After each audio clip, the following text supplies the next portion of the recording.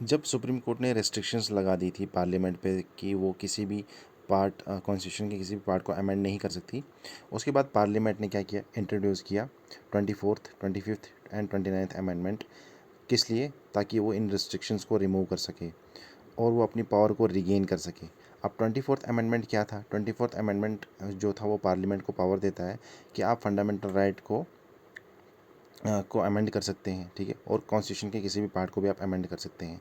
25th constitution amendment ये कहता था कि प्रॉपर्टी कैन बी कर्टेल्ड, मतलब गवर्नमेंट किसी भी प्रॉपर्टी को कर्टेल कर सकती है, और there could be restriction on right to property, और राइट टू प्रॉपर्टी पे रिस्ट्रिक्शंस हो सकती है, मतलब गवर्नमेंट किसी की भी प्रॉपर्टी एक्वायर कर सकती है, प्राइवेट प्रॉपर्टी पब्लिक यूज़ के लिए, और जो इसका कंपनसेशन बनेगा वो डिसाइड करेगी पार्लियामेंट, नॉट की कोर्ट।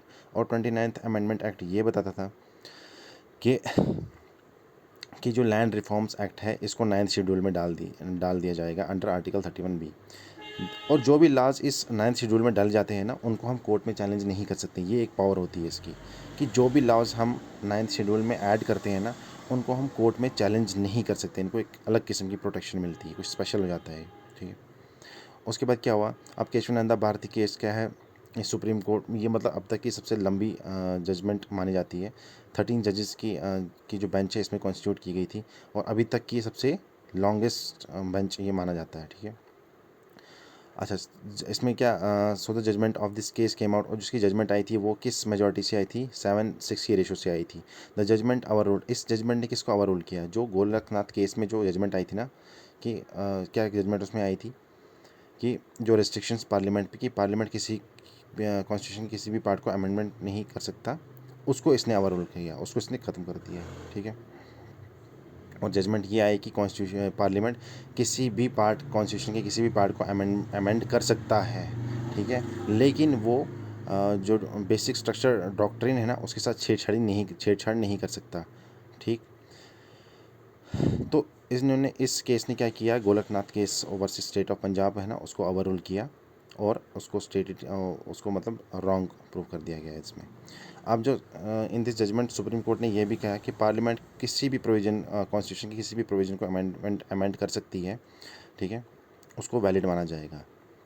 और सुप्रीम कोर्ट अंडर आर्टिकल 368 के parliament has the absolute power to amend, किसी भी कॉन्स्टिट्यूशन किसी पार्ट को अमेंड कर सकती है, बट पार्लियामेंट जो है वो इंटरफेयर नहीं कर सकती, वो बेसिक स्ट्रक्चर डॉक्ट्रिन के साथ छेड़छाड़ नहीं कर सकती, ठीक।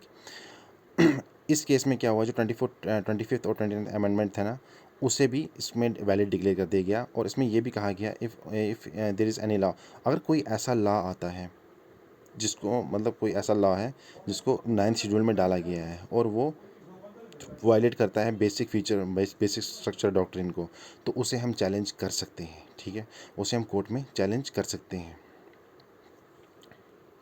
और 24 अप्रैल 1973 को इस लैंडमार्क जजमेंट ने इंट्रोड्यूस किया बेसिक स्ट्रक्चर डॉक्ट्रिन।